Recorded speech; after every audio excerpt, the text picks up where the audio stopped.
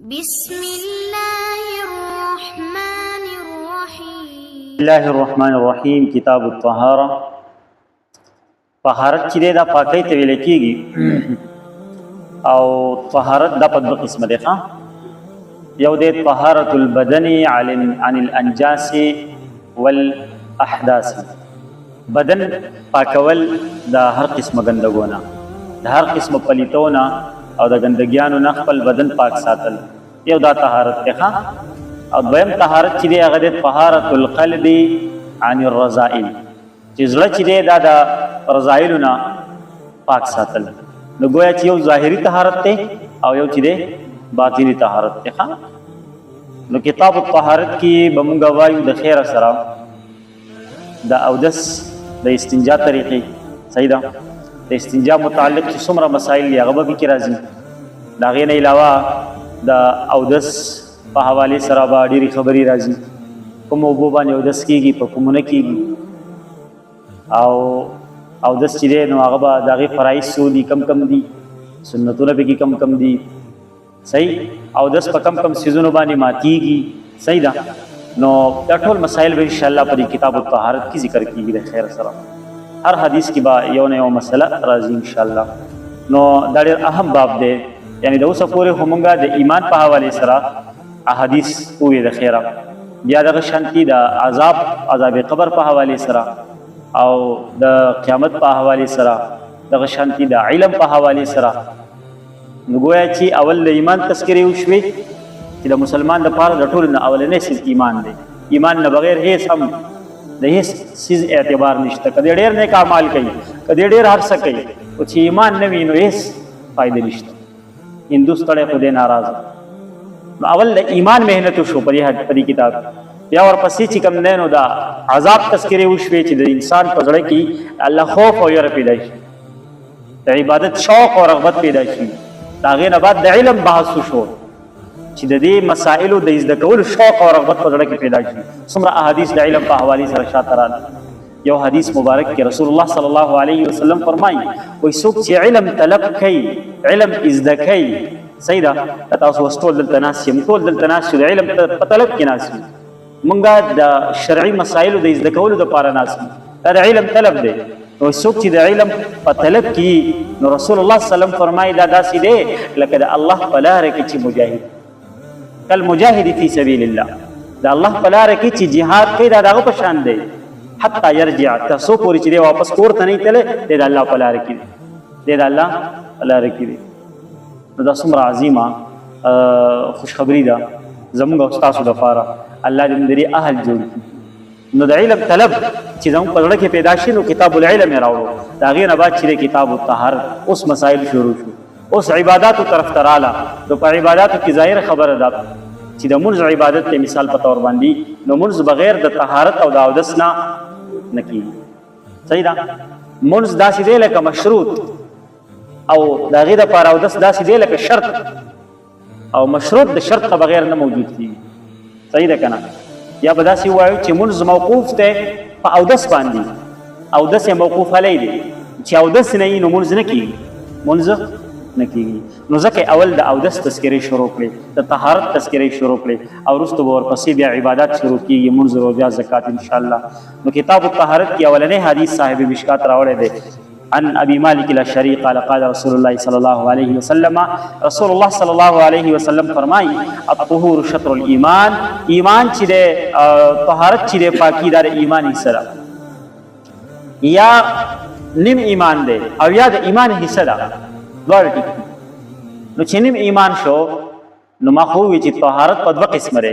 یو دی طهارت البدن عن الانجاس والاحداث، بدن پاک صفا ساتل د هر قسمه ګندګونه، د وړوکي اودس نه او د غټ اودس نه، بدن پاک ساتل، صحیح ده، یو خدا طهارت شو. او یو د طهارت القلب عن الرذائل، زړه پاک ساتل د ګندګونه، د زړه سره چې کومې ګندګۍ دي نو هغه حسد دی، بغض دی، کینه ده، غرور، تکبر دی، داسې قسمه برایانې او رذایل. نو زړه پاک ساتل دا یو طهارت دی، دې ته باطني طهارت وایي. او یو د جسم پاک ساتل د ګندګونه دا ظاهري طهارت دی.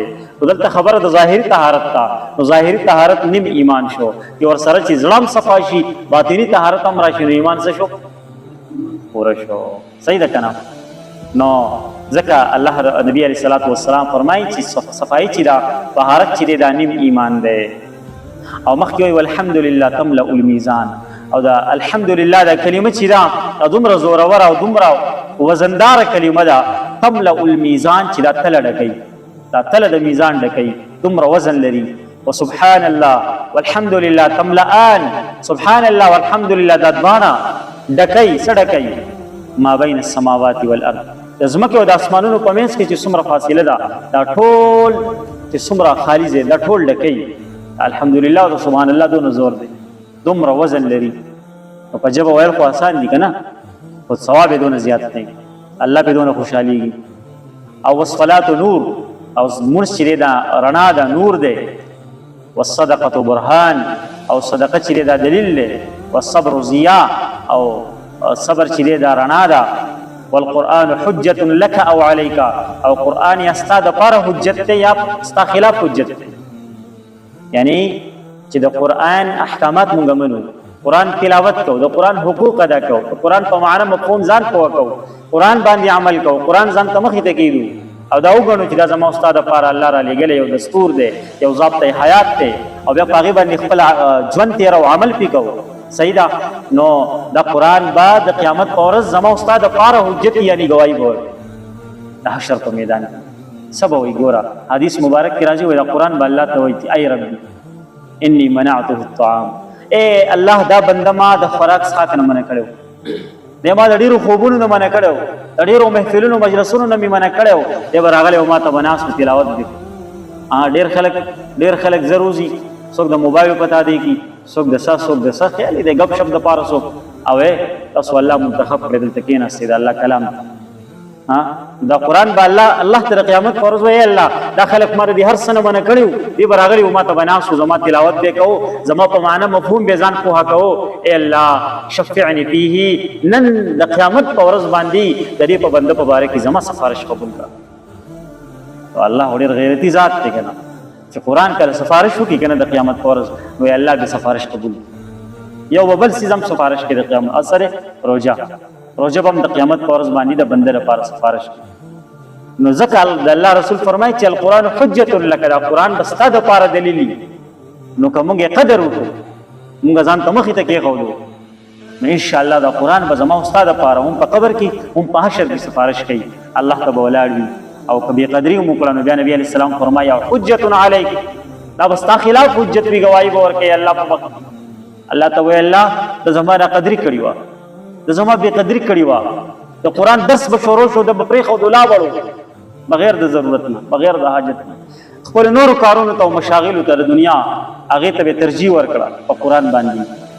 دا به بیا زما او ستا خلاف ګواهي کوي، دا به زما او ستا خلاف ګواهي. نو الله رب العزت دې قرآن زما او ستا دپاره شفیع جوړ کړي، سفارش کوونکی جوړ کړي، او الله دې موږ ته د قرآن د قدردانۍ کولو توفیق راکړي.